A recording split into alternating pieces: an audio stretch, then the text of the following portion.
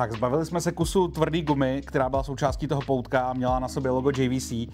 Z toho samozřejmě nemám radost, mnohem raději bych tam to logo měl, nicméně ono už bylo v takovém stádiu rozkladu, že působilo mnohem víc škody než užitku. A byl to zdroj spousty hnusu, který já opravdu na ruce mít nepotřebuju.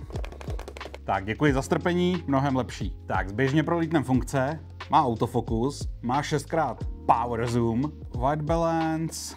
Nějakým způsobem se tady dá nastavovat title těch videí. To znamená, že na úvod nahrávek můžete mít něco napsaný.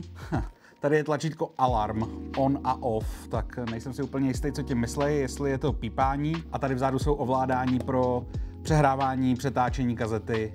Dubbing on-off, výstup na dálkový ovladač, na kabelu teda, výstup na, je to sice označený phone, ale jsou to sluchátka. A AV out konektor, no jo, tenhle je mi povědomý. Mám pocit, že dneska zase dojde na náš vysoce funkční improvizovaný domácí adaptér. Tahle část je baterka. Toto se odklopí a baterka pak jde vysunout. BN-V6GU, ta už se vyrábět nebude a tahle bude i úplně v háji. Nicméně, my bychom mohli mít adaptér. Jdu se kouknout, co všechno k ní je.